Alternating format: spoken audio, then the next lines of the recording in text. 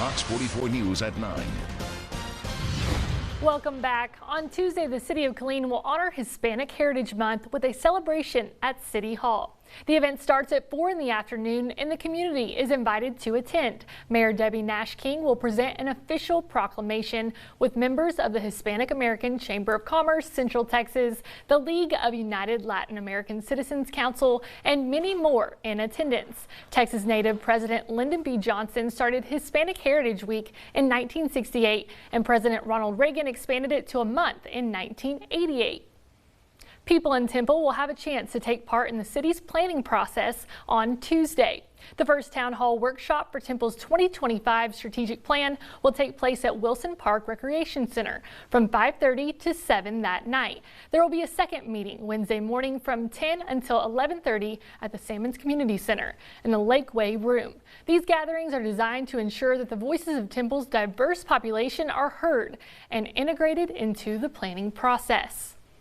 Reactions are still pouring in after the Texas Senate overwhelmingly voted to acquit Attorney General Ken Paxton, immediately reinstating him in office after months of suspension. We're very proud of the work we did. We didn't know, there were no leaks. We had no idea how the jury would vote. All we were focused on was trying to put on the best case we could. And now it's over. And Ken Paxton is the Attorney General of the state of Texas. Defense attorneys for Ken Paxton and House impeachment managers both say they wouldn't do the trial any other way. In a post-verdict press conference, defense declared victory, saying the ruling vindicates the Attorney General of wrongdoing. Republican senators explained their votes in online statements. Democrats mostly voted unanimous yeas on almost every article and had words of criticism for the final verdict. We've lowered the bar of what's acceptable conduct for public officials in the state of Texas. After the verdict, House managers emerged defeated while standing tall. I am proud of the case that we presented because it demonstrates considerable, uncontested, uncontroverted evidence of Mr. Paxton's corruption. We did our duty to bring the evidence into the sunlight through this impeachment process. And I just hope that the people of Texas will know that the people that they elected from the Texas House took our job seriously. We followed the rules, we followed the ethics. Earlier today, I spoke with Baylor University political science professor to hear his on Paxton's acquittal. Professor Patrick Flavin says this is a political trial and only 2 Republican senators voted for conviction on any of the articles of impeachment. Flavin explained Republican senators who voted to convict Paxton are historically considered strong-minded, but they could experience repercussions in the 2024 elections. I think their colleagues, especially Republican colleagues in the Senate, respect them for that. The bigger question will be whether outside groups, those that support Ken Paxton, will try to get political retribution. On the national stage, Republican candidates are courting evangelicals this weekend in Iowa. The frontrunner, former President Trump, not in attendance, which meant his rivals were busy trying to make up ground on his considerable lead in the polls. Fox News correspondent Alexandria Hoff has the story. Almost every candidate spent the weekend appealing to faith voters, and at these kind of events, abortion is a key issue. Iowa does have a fetal heartbeat law banning most abortions after 6 weeks. It's similar to a law signed by Governor DeSantis in Florida. And last night, he indicated that he supports states taking action rather than the federal government. I'm going to welcome pro-life policies across the board, at both levels. Former UN Ambassador Nikki Haley has been more forthcoming in her stance on a 15-week federal abortion ban, believing that it's simply unrealistic. In order to pass a federal law, you have to have the majority of the House, 60 Senate votes, and a signature of a president. We haven't had 60 Republicans in over 100 years. We might have 45 pro-life senators.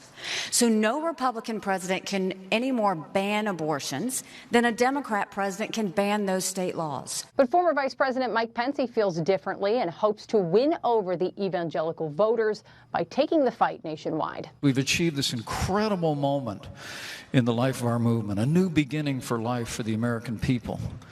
But my former running mate and other candidates in this field want to relegate that issue to the states only, but I won't have it. Former President Trump was not at the Faith and Freedom Coalition banquet, but he was at a faith event on Friday here in D.C. He holds a wide lead in the polls, but is also receiving criticism from opponents who believe his outlook on abortion is not conservative enough. The former president said today he wants to bring both sides to the table and come up with a compromise. Both sides, and this is a big statement, both sides will come together, and for the first time in 52 years, you'll have an issue that we can put behind us. At the federal level? It could be state or it could be federal. I don't frankly care. Recent polls show that the former president remains the clear favorite among evangelical Christians. In Washington, Alexandria Hoff, Fox News. There is no end in sight to the ongoing auto workers' strike. Now in day 3, if it continues, it could have a profound impact on the economy. Fox's Grady Trimble is in Michigan with the latest. Talks continuing Sunday in the ongoing strike by the United Auto Workers against the big 3 Detroit automakers. But the two sides are still far apart. All 3 automakers, Ford, General Motors, and Stellantis, have made initial offers. We have a historic offer on the table, the highest in our 115-year history.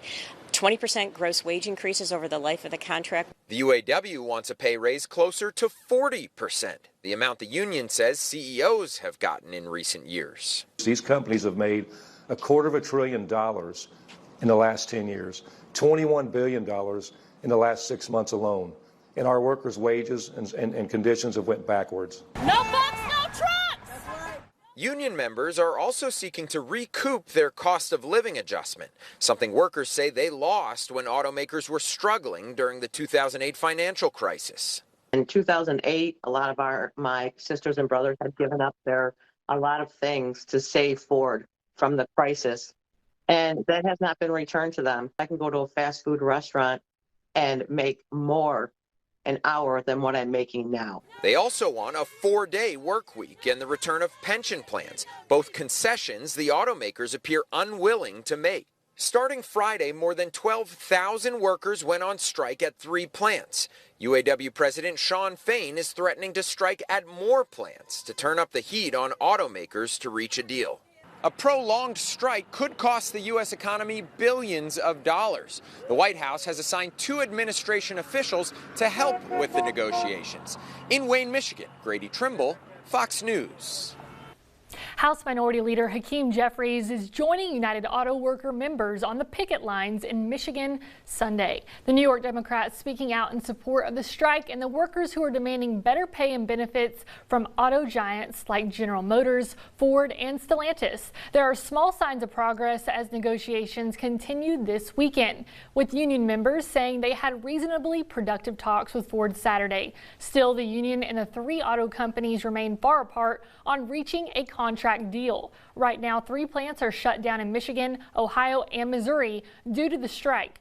The union is considering walking off the assembly line at more factories in the days ahead, depending on how the talks play out.